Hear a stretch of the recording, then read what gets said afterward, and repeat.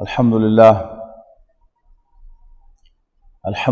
نحمده ونستعینه ونستغفره ونؤمن به ونتوکل علیہ ونعوذ باللہ من شرور انفسنا ومن سیئات اعمالنا من يهده اللہ فلا مضل له ومن يضلله فلا هادی له ونشهد ان لا الہ الا اللہ وحدہ لا شریک له ونشهد ان سیدنا محمدا عبدہ ورسولہ ارسلہ بالہدی ودین الحق لیظہرہ علی الدین کلہ وکفی باللہ شہیدا فصلی اللہ علیہ وسلم تسلیما کثیرا کثیرا اما بعد فاعوذ باللہ من الشیطان الرجیم بسم اللہ الرحمن الرحیم یا ایھا الناس قد جاءتکم موعظۃ من ربکم وشفاء لما فی الصدور وہدی ورحمۃ للمؤمنین قل بفضل اللہ وبرحمتہ فبذلک فلیفرحوا هو خیر مما یجمعون۔ محترم بزرگوں، دوستو، عزیزوں اور بھائیوں، جیسا کہ آپ کے علم میں ہے کہ ہم رمضان کے مبارک برکت والے مہینے میں سے گزر رہے ہیں، اور یہ ہمارے جشن کا مہینہ ہے، اور وہ جشن اس بات کا ہے کہ اس ماہ میں اللہ تعالیٰ نے ہمیں اپنی عظیم نعمت یعنی قرآن مجید سے نوازا ہے۔ شہر رمضان الذی انزل فیہ القرآن، رمضان کا مہینہ وہ ہے کہ جس میں قرآن مجید نازل کیا گیا، ھدی للناس، لوگوں کے لیے ہدایت بنا کر، اور ہدایت اور حق و باطل کے کھلے امتیازات دے کر۔ قرآن مجید کی عظمت کیا ہے اور اس کی کیا خاص بات ہے کہ اس کے نزول کے مہینے کو اللہ تعالیٰ نے ایک جشن کی حیثیت دی ہے، اور اس مہینے میں اپنی بخشش کی سیل لگائی ہے۔ یہ بادشاہوں کا ہمیشہ سے دستور رہا ہے کہ وہ اپنی تاج پوشی کے دن کو ایک جشن کی شکل دیتے تھے۔ آپ کو یاد ہوگا کہ 27 اکتوبر کو فیلڈ مارشل محمد ایوب خان نے اقتدار سنبھالا تھا، اور کئی سال تک ان کے پورے دور حکومت میں وہ 27 اکتوبر کا دن جو تھا وہ یوم انقلاب کے طور پر منایا جاتا رہا۔ تو آسمانوں اور زمین کا بادشاہ، بادشاہوں کا بادشاہ اللہ تعالیٰ رمضان کے مہینے کو ایک جشن کی حیثیت دیتا ہے، ایک ایونٹ کی حیثیت دیتا ہے کہ اس نے انسانوں کے لیے، زمین پر بسنے والوں کے لیے ہدایت کا سامان کیا، انہیں راستہ دکھایا۔ سورہ یونس کی 2 آیات ابھی میں نے آپ کو سنائی ہیں، ان میں ارشاد ہوا کہ لوگوں قد جاءتکم موعظۃ من ربکم وشفاء لما فی الصدور، لوگوں تمہارے پاس تمہارے رب کی جانب سے ایک نصیحت آ گئی ہے، اور دلوں کے لیے، سینوں کے لیے باعث شفا، وہدی ورحمۃ للمؤمنین، اور یہ ماننے والوں کے لیے ہدایت اور رحمت ہے۔ 3 باتیں کہی گئی ہیں اس آیہ مبارکہ میں، 2 باتیں ساری نوع انسانی کے لیے ہیں، بلکہ 4 ہیں، اور 2 ایمان والوں کے لیے ہیں۔ تو ان میں ہم پوری نوع انسانی کے لیے جو سب سے پہلی بات کہی گئی ہے قرآن مجید کے بارے میں، وہ ہے موعظہ، نصیحت۔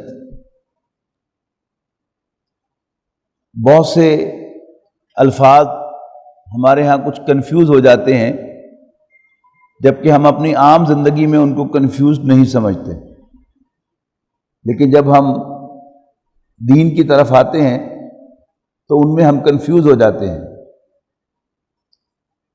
عام زندگی میں ہم نصیحت کسے کہتے ہیں؟ باپ اپنے بیٹے کو نصیحت کرتا ہے، اس کا مطلب لیکچر نہیں ہوتا،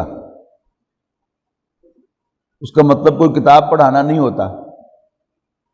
یعنی جاتے ہوئے کوئی شخص اپنے بچوں کو جو نصیحت کرتا ہے وہ اس کی نصیحت کہلاتی ہے، وہ خاص بات ہوتی ہے، اس کی زندگی کا تجربہ، وہ بات اس نے جو اپنے بچوں کو اس نے کئی بار بتائی ہوتی ہے، کئی بار ان کو سکھائی ہوتی ہے، کئی بار سمجھائی ہوتی ہے، لیکن جاتے ہوئے وہ اس کی نصیحت کرتا ہے۔ عام طور پر باپ بیٹوں کو مل جل کر رہنے کی نصیحت کرتے ہوئے اس دنیا سے جاتا ہے۔ تو قرآن مجید کیا ہے؟ یہ ایک نصیحت ہے، اور وہ نصیحت کیا ہے؟ اللہ سے ڈرو، مجھے اپنا رب مانو، مجھ سے ڈرو اور مجھ سے بخشش مانگو۔ تو فرمایا لوگو قد جاءتکم موعظۃ من ربکم وشفاء لما فی الصدور، تمہارے پاس تمہاری رب کی جانب سے ایک نصیحت آ گئی ہے، اور نصیحت بڑا مختصر سبق ہوتا ہے، کوئی لمبی چوڑی تقریر نہیں ہوتی، اور جو سینوں میں ہے اس کے لیے باعث شفا۔ انسان کے سینے میں انسان کا دل ہے، اور انسان کی تمام ایکٹیویٹیز کو، اس کے تمام جذبات کو، اس کے تمام ایکشنز کو کنٹرول کرنے والا جو ہے وہ دل ہے، آنکھوں کے ساتھ۔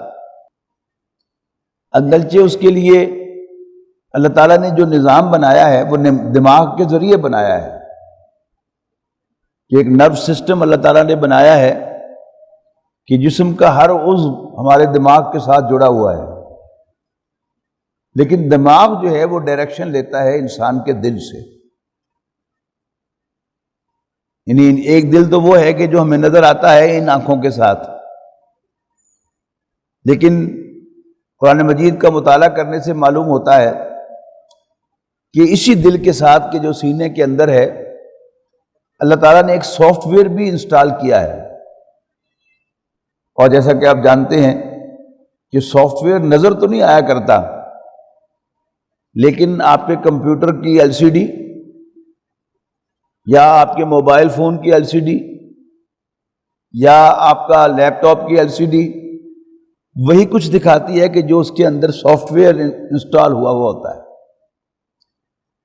تو اللہ تعالیٰ نے انسان کے دل میں جو سافٹ ویئر انسٹال کیا ہے، قرآن مجید کا حافظ، اس کے لیے رہنمائی ہے قرآن مجید، اور یہ رہنمائی انسان کو ملتی ہے قرآن مجید کی تلاوت سے۔ رمضان کے مہینے میں کثرت کے ساتھ قرآن مجید کی تلاوت کی جاتی ہے۔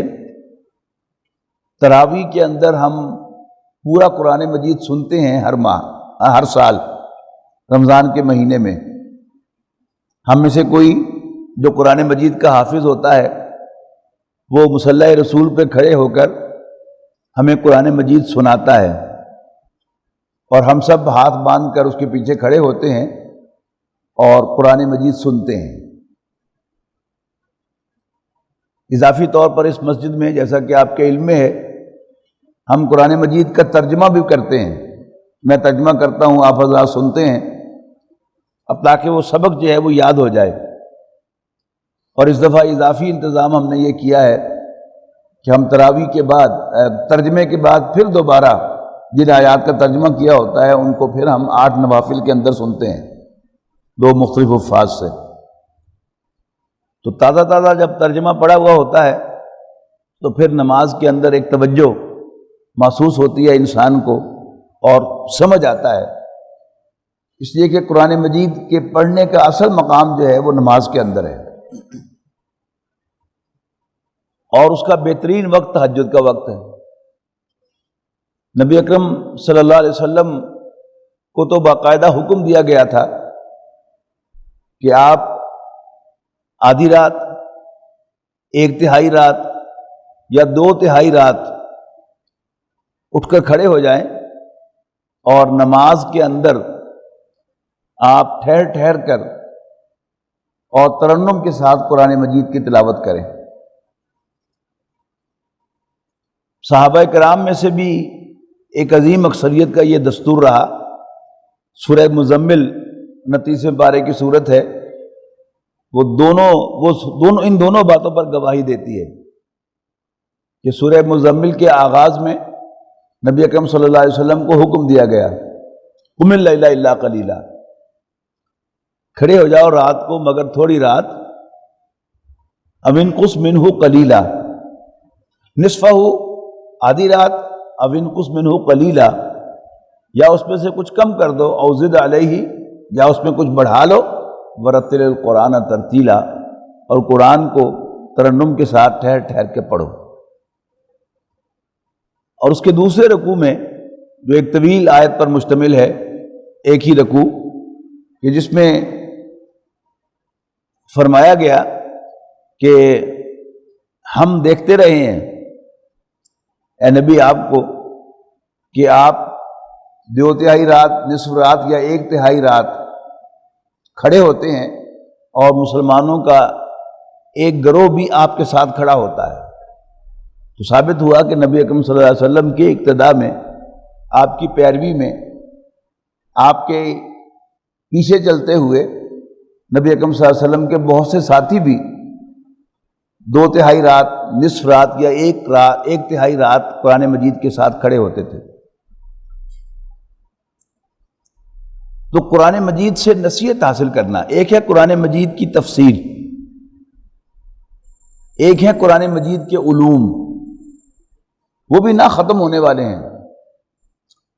قرآن مجید کے عجائب، جسے نبی اکرم صلی اللہ علیہ وسلم نے کہا کہ اس کی بیوٹیز لا تنقضی عجائبہ، قرآن مجید کی بیوٹیز کبھی ختم نہیں ہوں گی۔ لیکن جو لوگ پچھلے کئی سالوں سے دورہ ترجمہ قرآن سن رہے ہیں، وہ اس بات کے گواہ ہیں کہ ہر دفعہ میں ہی ترجمہ کر رہا ہوتا ہوں، لیکن کچھ نئی باتیں جو ہیں وہ سامنے آ رہی ہوتی ہیں کہ جو پچھلے سالوں میں نے کبھی نہیں کہی تھی۔ آپ خود بھی قرآن مجید پڑھیں گے تو قرآن مجید کے یہ نئے نئے پہلو آپ پر انشاءاللہ منکشف ہوتے رہیں گے۔ لیکن جو قرآن مجید کا بنیادی سبق ہے، اس کی جو بنیادی نصیحت ہے، وہ سیم ہے۔ اللہ تعالیٰ کو اپنا رب ماننا، اسی سے ڈرنا، اور غلطی ہو جائے تو اسی سے معافی مانگنا۔ اس کے لیے کوئی زیادہ علم حاصل کرنے کی ضرورت نہیں ہے، یہ قرآن مجید کا معجزہ ہے، یہ قرآن مجید کی نصیحت ہے۔ اور قرآن مجید کا تقریباً ہر صفحہ، اس میں آپ کو یہ سبق جو ہے وہ چھپا ہوا ملے گا، بلکہ چھپا ہوا نہیں، اس کی سرفیس پر ملے گا۔ اللہ سے ڈرو، اللہ سے ڈرو۔ اور اگر انسان اللہ کو اپنا رب مان کر اس سے ڈرنے لگے تو بس سمجھ لیجئے کہ سارا کام ہو گیا اور کسی چیز کی ضرورت نہیں۔ لیکن اس سبق کو یاد رکھنا، اس کے لیے قرآن مجید کی مسلسل تلاوت، صبح و شام تلاوت، دن رات تلاوت، وہ انتہائی ضروری ہے۔ تو پہلی بات فرمائی، یا ایھا الناس قد جاءتکم موعظۃ من ربکم، لوگوں تمہارے پاس تمہارے رب کی جانب سے ایک نصیحت آ گئی ہے، وشفاء لما فی الصدور، اور تمہارے سینوں کے اندر جو روگ ہیں، جو بیماریاں ہیں، روحانی قلبی بیماریاں، ان کے لیے باعث شفا، صرف علاج نہیں کہا بلکہ شفا کہا ہے، شفاء لما فی الصدور، سینوں میں جو روگ ہیں ان کے لیے شفا۔ یہ انسان کے سینوں کے جو روگ ہیں وہ کون سے ہیں؟ سب سے پہلا روگ جو ہے وہ اللہ کا انکار ہے، اللہ تعالیٰ کو اپنا رب تسلیم نہ کرنا، اپنے آپ کو اللہ تعالیٰ کا بندہ، اللہ کا غلام نہ ماننا، یہ سب سے بڑا روگ ہے۔ اور اللہ سے نہ ڈرنا، یہ سب سے بڑا روگ ہے۔ پھر دنیا کی لذت، دنیا کے پیچھے بھاگنا، جبکہ دنیا کی آخرت کے مقابلے میں کوئی حیثیت نہیں ہے، یہ بھی ایک انسان کے دل کا روگ ہے۔ پھر اپنی عام زندگی میں حسد، کینہ، بغض، عداوت، یہ ہمارے دل کے روگ ہیں، یہ ہمارے دلوں کی بیماریاں ہیں، اور ان سب کا تعلق اللہ تعالیٰ پر ایمان کے ساتھ ہے۔ اگر انسان اللہ تعالیٰ کو مان لیتا ہے کہ یہ کائنات نہ آپ سے آپ بنی ہے اور نہ آپ سے آپ چل رہی ہے، یہ کوئی حادثہ نہیں ہے جو ہو رہا ہے، بلکہ اس کا ایک مالک ہے جس نے اس کو ایک خاص مقصد کے تحت بنایا ہے، اور وہی اس کو چلا رہا ہے، اور اللہ کی اجازت کے بغیر ایک پتا، ایک تنکا بھی جنبش نہیں کرتا۔ ہم اپنی زندگیوں کو تجزیہ کریں تو ہماری زندگیوں میں، ہمارے دلوں میں احساسات ہوتے ہیں، اور ہم ان کے بارے میں بڑے ٹچی ہوتے ہیں۔ ایسا کیوں ہو گیا؟ ایسا کیوں ہو گیا؟ اس کو کیوں مل گیا، مجھے کیوں نہیں ملا؟ اب اگر ہمارا اللہ تعالیٰ پر ایمان ہے کہ یہ کائنات خود سے نہیں چل رہی، حادثتاً نہیں چل رہی، بلکہ اللہ تعالیٰ اس کو چلا رہا ہے، تو پھر سب کچھ جو ہوا ہے وہ اللہ تعالیٰ کے کیے سے ہوا ہے، اور اللہ تعالیٰ ہمارا رب، ہمارا مالک ہے، وہ سب کچھ جاننے والا ہے، کوئی چیز اس کی قدرت سے باہر نہیں ہے، اس کے علم سے باہر نہیں ہے، تو جو کچھ اس نے کیا ہے بالکل ٹھیک کیا ہے۔ ٹھیک کیا ہے تو یا اللہ تیرا شکر ہے۔ جتنا ہم اللہ تعالیٰ سے حجاب میں آتے چلے جائیں گے، پردے میں آتے چلے جائیں گے، اللہ تعالیٰ ہمیں یاد نہیں رہے گا کہ یہ کائنات اللہ چلا رہا ہے، اس کے حکم سے چل رہی ہے، اتنا ہی ہم ڈپریشنز میں جائیں گے، ہمارے اندر حسد پیدا ہوگا، لالچ پیدا ہوگا، ہمیں ایک دوسرے پر غصہ آئے گا، بغض و عداوت پیدا ہوگی، لیکن یوں ہی یاد آ جائے گا کہ اللہ نے کیا ہے تو فوراً ہمارا وہ غم، فکر سب ختم ہو جائے گا۔ پہلے بھی کئی دفعہ میں نے ذکر کیا ہے، بہت سے لوگ آپ میں سے جانتے ہیں، ڈاکٹر سلیم فضل مرحوم ڈینٹل سرجن تھے، جناح کالونی میں پریکٹس کیا کرتے تھے، بڑے جولی آدمی تھے۔ ان کا جوان بیٹا 17 سال کا روڈ سائڈ ایکسیڈنٹ میں فوت ہو گیا۔ سول اسپتال کے بالکل سامنے، اگر آپ کو یاد ہو، ایک پیٹرول پمپ ہوا کرتا تھا، وہ تیز موٹر سائیکل پہ جا رہا تھا، ایک گاڑی ڈیزل ڈلوا کے بس نکل رہی تھی، سامنے سے کولیجن ہوا اور موقع پر ڈیتھ ہو گئی۔ تو جب جنازے میں شرکت کے لیے ہم گئے، چونکہ جولی آدمی تھے، اور یہ شاید آپ کو معلوم ہوگا کہ جتنے بھی یہ جولی لوگ ہوتے ہیں یہ اندر سے بڑے دکھی دل کے ہوتے ہیں، بہت سینسٹیو ہوتے ہیں، صرف اندر کا جو غم ہوتا ہے اس کو چھپانے کے لیے وہ ذرا مذاق کرتے ہیں اور ذرا وٹینس کا مظاہرہ کرتے ہیں۔ تو انہوں نے ہمیں اس دن بھی مذاق کیا جب ہمارے قریب آئے، یہ بتانے کے لیے کہ میں بڑا اسٹرانگ نرو کا آدمی ہوں، لیکن دل بہت دکھا ہوا تھا۔ ظاہر ہے 17 سال کا جوان بیٹا چلا گیا۔ اگلی صبح قبرستان میں گئے اور بیٹھ کے روتے رہے، گھر واپس آئے تو موٹر سائیکل کو دیکھ کے روتے رہے کہ اس کو تو خراش بھی نہیں آئی، پتر میرا چلا گیا۔ ایک دن، 2 دن، 3 دن، تیسرے روز اللہ نے ان کی اہلیہ کو ہدایت دی تو انہوں نے کہا کہ ڈاکٹر صاحب تسی بڑے ناشکرے ہو، اللہ تعالیٰ نے 17 سال کھیلنے کے لیے ہمیں یہ کھلونا عطا کیا،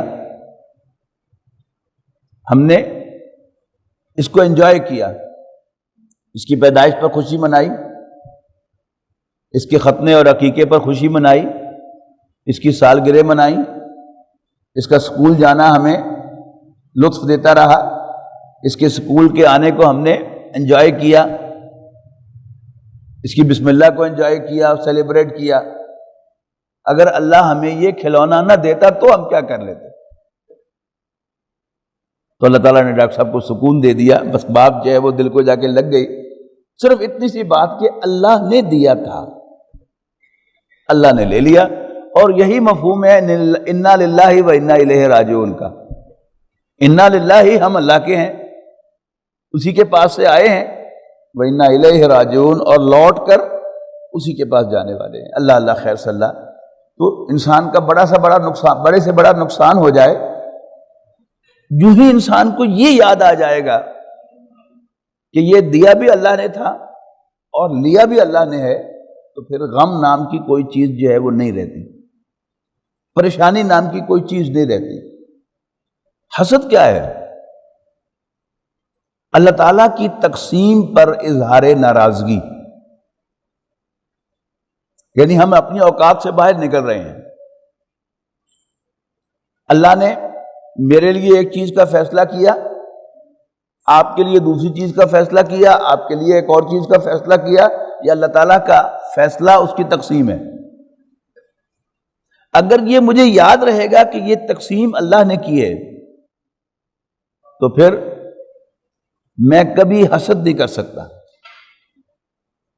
اور جب میں سمجھوں گا، سوچوں گا، بلکہ سچ پوچھے تو میں فرض کروں گا، ازیوم کروں گا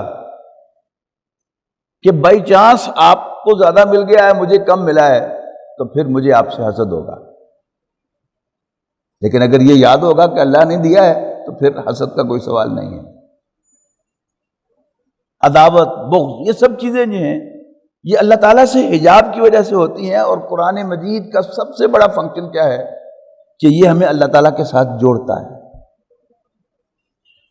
جب ہم قرآن مجید کی تلاوت کرتے ہیں تو ہمیں یہ بات جو ہے وہ ذہن میں رکھ کے تلاوت کرنی چاہیے کہ میں اپنے رب کا کلام پڑھ رہا ہوں جیسے میں اپنے دوست کا خط پڑھتا ہوں۔ موویز میں، ڈراموں میں جو خط پڑھنے کا جو سین دکھایا جاتا ہے، اگر آپ کے ذہن میں ہو تو اس میں تصویر دکھائی جاتی ہے خط پڑھنے والے کی، لیکن خط لکھنے والے کی زبان میں سنوایا جاتا ہے، تو گویا وہ ہم کلامی کا ایک تصور ہے۔ تو قرآن مجید اللہ کا کلام ہے جو اللہ تعالیٰ نے میرے لیے، آپ کے لیے، ہم سب کے لیے نازل فرمایا ہے۔ تو قرآن مجید پڑھتے ہوئے اگر ہمیں یاد ہوگا یہ نقطہ کہ میں اپنے نام اللہ تعالیٰ کا خط پڑھ رہا ہوں، میں اپنے نام اللہ کا پیغام پڑھ رہا ہوں، تو انشاءاللہ ایک بڑا خوبصورت احساس ہوگا ہم کلامی کا، اور اللہ تعالیٰ کے ساتھ انسان جڑ جائے گا۔ تو دو چیزیں تمام نوع انسانی کے لیے ہیں، نصیحت کہ یہ اللہ تعالیٰ پر ایمان پیدا کرتا ہے، اور جو سینے کے امراض ہیں یہ ان کو دور کر دیتا ہے۔ ایمان نام ہے نبی اکرم صلی اللہ علیہ وسلم کو اللہ کا رسول ماننے کا، اور قرآن مجید کو اللہ کا کلام ماننے کا۔ لہذا اگلی دو باتیں مسلمانوں کے بارے میں کہی گئی ہیں کہ ہدم و رحمت للمومنین، یہ ہدایت اور رحمت ہے ماننے والوں کے لیے، ایمان والوں کے لیے۔ ہدایت کہتے ہیں ڈائریکشن کو، اردو میں ترجمہ کرتے ہیں ہم راہنمائی، یہ فارسی کا لفظ ہے راہ نمائی۔ نمائش کے معنی دکھانا، اور رہنمائی راستہ دکھانا۔ انگریزی میں ترجمہ گائیڈنس کر دیا جاتا ہے یا ڈائریکشن کر دیا جاتا ہے، ٹو ڈائریکٹ۔ اردو زبان میں جب ہم اسکول میں پڑھتے تھے، آپ کو یاد ہوگا، تو دو طرح سے معلوم کیا جاتا تھا کہ ہمیں کوئی لفظ معلوم ہے کہ نہیں۔ ایک تو الفاظ معنی پوچھے جاتے تھے، اور دوسرا کیا ہوتا تھا یاد ہے آپ کو؟ جملوں میں استعمال کروایا جاتا تھا۔ تو رہنمائی کو اگر جملے میں استعمال کروایا جائے تو جب تک آپ اس کی منزل نہیں بتائیں گے تو آپ کی رہنمائی نہیں کی جا سکتی۔ اگر آپ جملے میں استعمال کریں رہنمائی کرو، رہنمائی کے لفظ کو، اور مجھے کہیں کہ جی میری رہنمائی کریں، ہماری رہنمائی کریں، اب 10 دفعہ بھی کہیں گے میں آپ کی کوئی رہنمائی نہیں کر سکوں گا۔ جب تک اپنی منزل نہیں بتائیں گے کہ آپ کدھر جانا چاہتے ہیں۔ آپ نے ڈوڈی والے جانا ہے تو آپ کے لیے ڈائریکشن اور ہے، آپ نے غلام محمد آباد جانا ہے تو ڈائریکشن اور ہے، سمندری جانا ہے تو ڈائریکشن اور ہے۔ تو جب تک منزل واضح نہیں ہوگی تو اس وقت تک ڈائریکشن نہیں دی جا سکتی. اور اگر آپ کی منزل جو ہے وہ ڈڈی والا ہے اور آپ کو راستہ کوئی بتا رہا ہو غلام محمد آباد کا, تو آپ اس کی بات بھی سننا پسند نہیں کریں گے. قرآن مجید کی طرف جب ہم رجوع کرتے ہیں تو ایک عجیب کیفیت پیدا ہوتی ہے کہ قرآن مجید کو جب ہم کھولیں, کہیں سے بھی پڑھیں, تو اس میں کوئی شک نہیں ہے کہ قرآن مجید آخرت کا راستہ بتاتا ہے, جنت و دوزخ کے تذکرے کرتا ہے. لیکن اس میں بھی کوئی شک نہیں ہے کہ ہم سب دنیا دار ہیں, ہماری سوچ بچار غور و فکر سب دنیا کے گرد گھومتا ہے. تو اپیرنٹلی ایسا معلوم ہوتا ہے کہ یہ ہمارے لیے رہنمائی نہیں ہے. ایک تقدس ہے اس کا, لیکن یہ بالفعل ہمارے لیے رہنمائی نہیں ہے. لیکن ذرا غور کریں, گہرائی میں اتر کے دیکھیں تو محسوس ہوتا ہے کہ دنیا میں ہم جس چیز کے پیچھے لگے ہوئے ہیں وہ کیا ہے, وہ ایک گھر ہے. اس کی میں مثال دیا کرتا ہوں کہ ایک شخص 35 سال سروس کر کے ریٹائر ہوتا ہے اور اس کے ریٹائرمنٹ کے دن اس کے ساتھ والا دوست اس کو پوچھتا ہے کہ بھائی تم نے 35 سال سروس کی ہے, آج تم ریٹائر ہو رہے ہو, تمہاری اچیومنٹ کیا ہے؟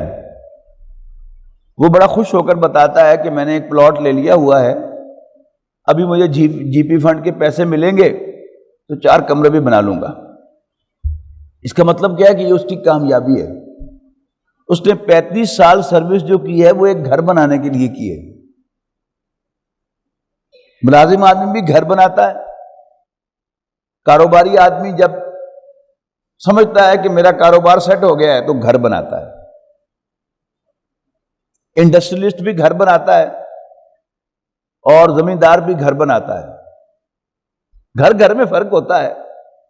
کسی کو 2.5 مرلے کا گھر مل جائے تو وہ سمجھتا ہے کہ جی بس میں کامیاب ہو گیا, اور کوئی جو ہے وہ 10 ایکڑ کا گھر بنا کر سمجھتا ہے کہ ہاں اب بنا ہے گھر میرا, لیکن ہوتا گھر ہی ہے.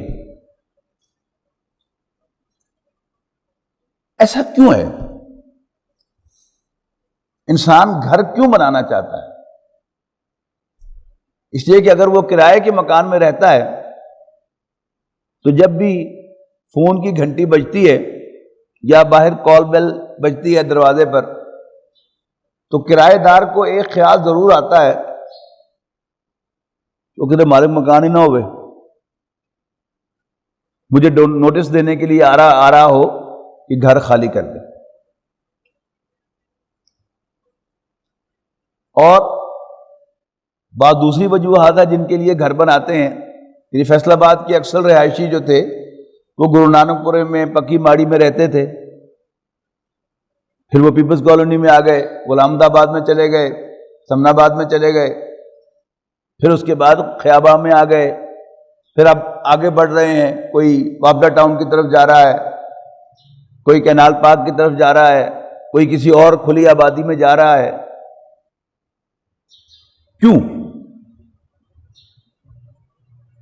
کہ پکی ماڑی کے مکانات میں تنگی کا احساس ہوتا تھا, چھتیں ملی ہوئی تھی, بیٹھک کا دروازہ گلی میں کھلتا تھا, کوئی پرائیویسی نہیں تھی. پیپلز کالونی کے گھر میں آئے تو گیٹ لگا ہوا تھا تو اور بڑا گھر, اس کے بعد خالی جگہ تھی, اس کے بعد ویرانڈا تھا, اور اس کے بعد کمرے شروع ہوتے تھے. ایک پرائیویسی کا احساس تھا.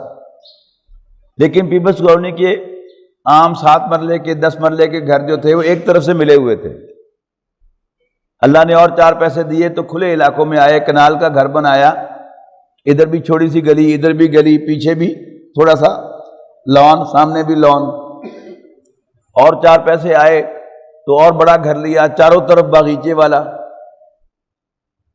اور پیسے دیے اللہ نے تو وہاں پر سوئمنگ پول بھی بنا لیا. اور اندر گھر کے فیسلٹیز ہر چیز اویلیبل ہو. ہم اس کو ٹھنڈا کرنا چاہیں گرمیوں میں تو ٹھنڈا کر لیں, گرم کرنا چاہیں سردیوں میں تو گرم کر لیں. ٹھنڈا پانی بھی ہو, تازہ پانی بھی ہو, گرم پانی بھی ہو. یہ سب کیا ہے؟ انسان ازیوم تو یہ کر رہا ہے کہ مالک مکان کرائے کا مکان خالی کروا لیتا ہے تو شاید میرا اپنا گھر ہوگا تو وہ مجھ سے خالی کوئی نہیں کرائے گا. انسان بھول جاتا ہے کہ کرائے والا مالک مکان تو صرف نوٹس دیتا ہے، آ کے آپ کو کان سے پکڑ کے باہر نہیں نکالتا. لیکن آپ سو کارڈ اپنے گھر میں رہ رہے ہوں گے، جسے یہ سمجھا تھا میں نے کہ وہ میرا گھر ہے، وہاں سے مجھے کوئی نہیں نکالے گا. وہاں سے حضرت جبرائیل علیہ السلام تشریف لائیں گے اللہ کی طرف سے وارنٹ لے کر، اور بغیر نوٹس دیے وہ آپ کو وہاں سے نکال دیں گے. پھر ڈیڈ باڈی رہ جائے گی آپ کی، جس کو ہمارے بچے جو ہیں وہ چارپائی پر ڈال کر جا کر دفن کر کے آئیں گے مٹی میں. یہ ہے انسان کی اوقات. اب آئیے قرآن مجید کی طرف. یہ قرآن مجید جیسا کہ میں نے عرض کیا کہ یہ آخرت کی طرف بلاتا ہے، اور آخرت میں کس طرف بلاتا ہے؟ جنت کی طرف بلاتا ہے. جنت میں کیا ہے؟ جنت کہتے ہیں باغ کو، کہ باغیچوں میں گھرا ہوا گھر جس کے نیچے نہریں بہتی ہیں. یعنی آج ہمارے ذہن میں جو بہترین تصور ہے وہ یہی ہے، کھلا گھر ہو، ارد گرد باغیچے ہوں، درمیان میں رہنے کی جگہ ہو، اور اگر وہ نہر کے کنارے پر، سمندر کے کنارے پر یا دریا کے کنارے پر ہو تو کیا ہی کہنے. اب قرآن مجید کیا کہہ رہا ہے ہمیں؟ اللہ تعالیٰ ہمارا رب ہم سے کیا کہہ رہا ہے؟ ما تشتہی، دیکھو تمہیں گھر چاہیے نا، تم میرے بندے بن جاؤ، میرے لیے کام کرو، میری ڈائریکشن پر چلو، میں تمہیں تمہارے چوائس کا گھر دوں گا. باغیچوں میں گھرا ہوا گھر، اس میں نیچے نہریں بہتی ہوں، اور وَلَكُمْ فِيهَا مَا تَشْتَهِي أَنفُسُكُمْ، اس گھر میں تمہارے لیے ہوگا وہ سب کچھ جو تمہارے جی چاہیں گے پہلے سے موجود.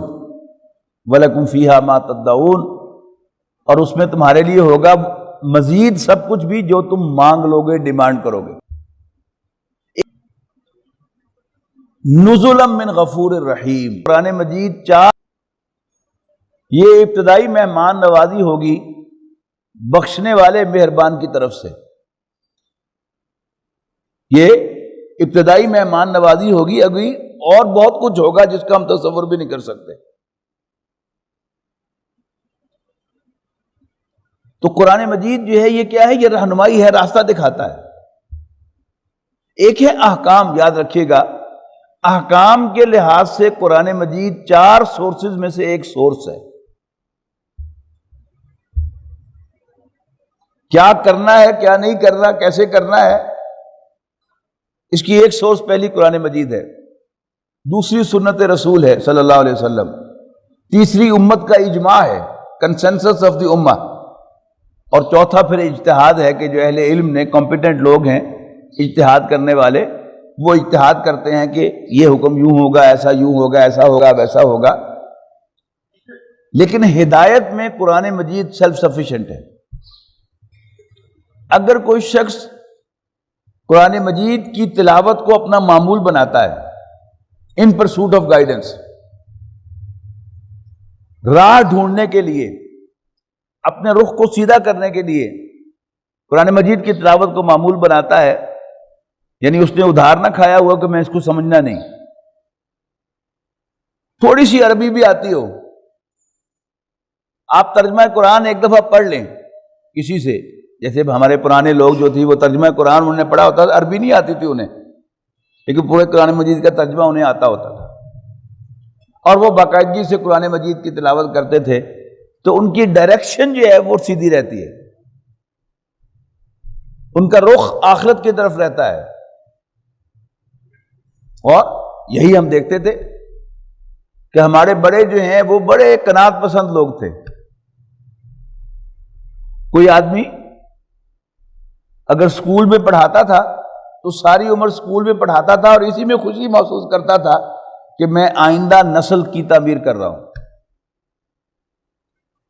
کوئی شخص اگر کسی دفتر میں ملازم تھا تو وہ سمجھتا تھا کہ میں خدمت کر رہا ہوں اور حلال کھا رہا ہوں، لیکن اب تو کیا معاملہ ہے کہ کوئی کاروباری آدمی، ملازم آدمی، ایک بھوت سوار ہے ہم سب پر، اور دنیا میں کیسے اکٹھی کر لوں، اور مال کیسے بنا لوں، اور پیسے کیسے کما لوں۔ پھر جائز طریقوں سے اگر نہیں ہوتا تو پھر حرام بھی، میں کھانے سے حرام کی طرف بڑھنے سے بھی میں گریز نہیں کرتا۔ کیوں؟ میری ڈائریکشن صحیح نہیں ہے۔ جب انسان کی منزل جنت ہو، آخرت میں کامیابی کا حصول ہو، تو پھر انسان کی یہ کیفیت نہیں ہوتی۔ تو فرمایا ہدی و رحمت للمومنین، یہ ایمان والوں کے لیے ہدایت اور رحمت ہے۔ یعنی قرآن مجید سے ڈائریکشن تو وہی لے گا کہ جو اس کو اللہ کا کلام سمجھے گا۔ باقی جو پہلی دو چیزیں کہی ہیں، نصیحت، شفا، یہ تو جو اللہ کا کلام نہ بھی مانے، ایک اچھی بات سمجھے، اس پر عمل کر لے، تو اس کے دل کو سکون بھی مل جائے گا اور اس پر اللہ تعالیٰ پر ایمان بھی پیدا ہو جائے گا، نہ حسد کرے گا، نہ بغض ہوگا، نہ کینہ ہوگا۔ اس کے بعد فرمایا قل بفضل اللہ وبرحمتہ، اے نبی صلی اللہ علیہ وسلم آپ کہہ دیجئے کہ یہ اللہ کا فضل، اللہ کی عنایت اور اس کی مہربانی ہے کہ اس نے تمہیں قرآن مجید عطا کیا ہے۔ فَبِذَلِكَ فَلْيَفْرَحُوا، اور انہیں چاہیے کہ وہ اس پر خوشیاں منائیں، خوش ہو جائیں۔ هُوَ خَيْرٌ مِّمَّا يَجْمَعُونَ، یہ بہتر ہے ہر اس چیز سے جسے لوگ جمع کرتے ہیں۔ یعنی لوگ وہ پیسے کے پیچھے ہیں، جائیدادوں کے پیچھے ہیں، کرسیوں اور عہدوں کے پیچھے ہیں، لیکن اگر تم قرآن مجید کے ساتھ جڑ جاؤ، اس کو اللہ تعالیٰ کا کلام مان کر اس سے ڈائریکشن لینا شروع کر دو، تو تمہیں جو ملے گا قرآن مجید کے ذریعے سے، یہ ہر اس چیز سے بہتر ہے جسے لوگ جمع کرتے ہیں۔ حضرت ابوبکر رضی اللہ تعالیٰ عنہ سے روایت ہے کہ نبی اکرم صلی اللہ علیہ وسلم نے ارشاد فرمایا کہ جس شخص کو قرآن مجید جیسی دولت ملی اور اس کے دل میں خیال آیا کہ شاید اس سے بڑھ کر کسی کو کچھ ملا ہے، تو اس نے قرآن مجید کی قدر نہیں کی۔ جو حفاظ ہیں ان کو عام طور پر مدارس میں سب سے پہلے جب وہ حفظ شروع کرتے ہیں یہی حدیث سنائی جاتی ہے، جس کو اللہ تعالیٰ قرآن مجید جیسی دولت عطا کرے اور پھر اس کے دل میں خیال آئے کہ مجھ سے بڑھ کر کسی کو کچھ ملا ہے، تو اس نے قرآن مجید کی قدر نہیں کی۔ تو قرآن مجید کا جتنا حصہ بھی مل جائے، کسی کو اللہ تعالیٰ قرآن مجید یاد کرا دے تو وہ سمجھے کہ میرا سب سے بڑا سرمایہ یہ ہے، مجھے اور کیا چاہیے۔ کسی نے ناظرہ پڑھ لیا تو اس پر اللہ کا شکر ادا کرے اور اس کو بڑھانے کے مزید یاد کرنے کی کوشش کرے۔ قرآن مجید کی زبان کسی کو آ جائے اس پر اللہ کا شکر ادا کرے۔ قرآن مجید بیان کرنا آ جائے تو وہ اس پر اللہ کا شکر ادا کرے۔ ہوا خیر مما یجمعون، کہ یہ بہتر ہے ہر اس چیز سے جسے لوگ جمع کرتے ہیں۔ اللہ تعالیٰ سے دعا ہے کہ اللہ تعالیٰ ہمیں اپنے کلام کے ساتھ جوڑ دے اور اس کا جو رخ ہے وہ ہمارا رخ بنا دے، اور ہم سب دنیا کے بھوکے نہ بنیں بلکہ آخرت کے چاہنے والے بن جائیں۔ بارک اللہ لی ولکم فی القرآن العظیم ونفعنی وإیاکم بالآیات والذکر الحکیم۔